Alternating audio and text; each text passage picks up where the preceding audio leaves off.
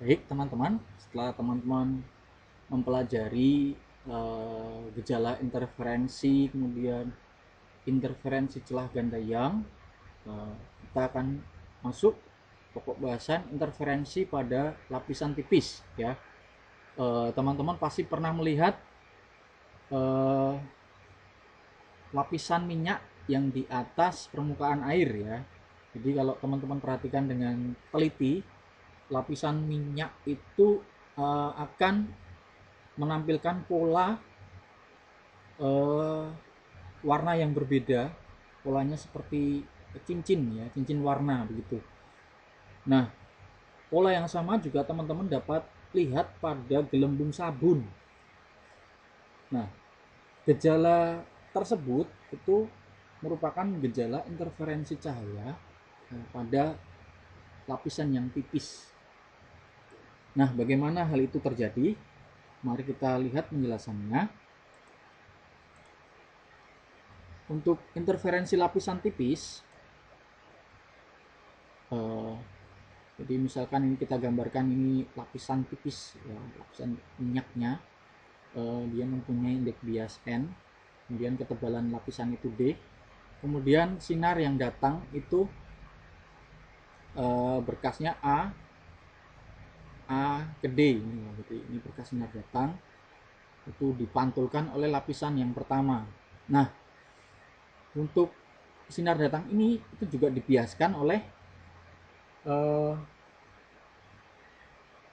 lapisan ini. Jadi lapisan minyak ini akan membiaskan oleh sinar datang ini, jadi akan dibiaskan ke sini. Kemudian oleh lapisan yang paling bawah itu akan dipantulkan juga ke atas, ke mata kita. Nah, itu penjelasannya mengapa terjadi pola seperti itu.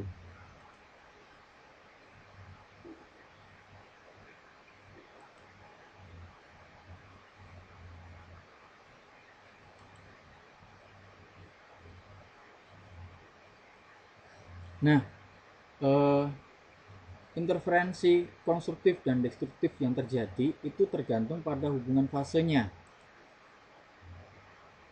Jadi kalau tampak eh, warna yang berbeda seperti ini, itu panjang gelombangnya kan berbeda, sehingga interferensi dapat konstruktif untuk beberapa warna dan destruktif untuk warna lainnya. Jadi misalkan untuk warna biru itu berarti interferensinya itu konstruktif, tapi untuk warna yang lain ini destruktif.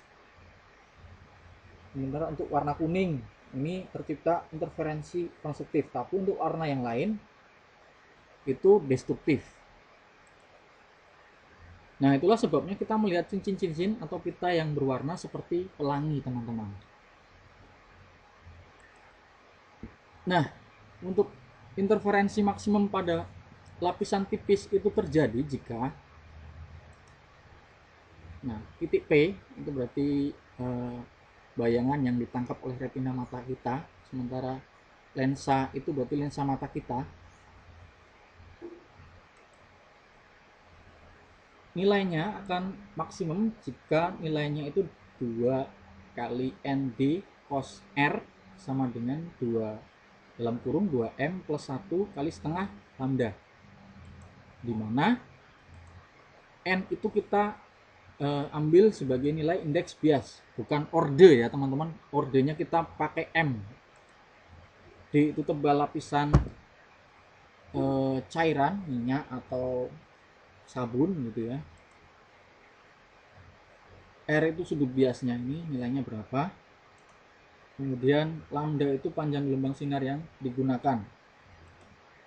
M orde interferensi. Wah, jadi karena maksimum berarti terang, kita ambil M-nya itu mulai dari 0, 1, 2, 3 dan seterusnya. Kemudian untuk interferensi minimum lapisan tipis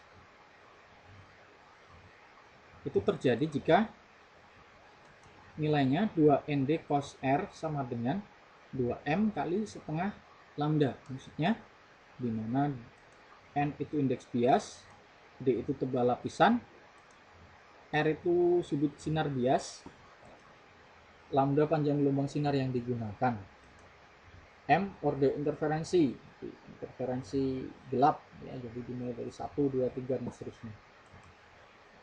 Nah, pada video sebelumnya kita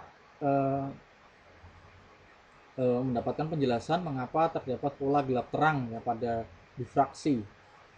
Nah, sebenarnya perbedaan difraksi dengan interferensi apa sih?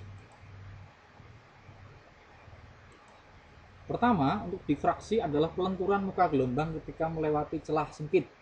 Sedangkan interferensi adalah efek gabungan superposisi dari beberapa gelombang. Difraksi membutuhkan hambatan atau celah, sementara interferensi tidak.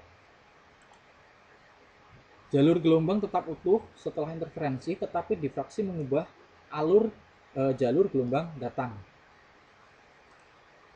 Nah, namun dari dua fenomena gelombang cahaya itu, baik difraksi maupun interferensi, itu menghasilkan pola yang sama, pola gelap dan terang. Dengan demikian dapat dikatakan bahwa tidak ada perbedaan mendasar antara difraksi dan interferensi. Kita menggunakan istilah interferensi untuk efek yang melibatkan gelombang-gelombang dari sejumlah kecil sumber, biasanya 2 sumber. Sedangkan difraksi biasanya melibatkan sebuah distribusi kontinu dari gelombang-gelombang kecil Huygens yang menyeberang area sebuah celah, atau melibatkan sejumlah besar sumber atau celah. Tetapi kedua kategori fenomena itu diatur oleh prinsip fisika dasar superposisi dan prinsip Huygens yang sama. Oke, demikian penjelasan saya. Semoga membantu. Selamat belajar.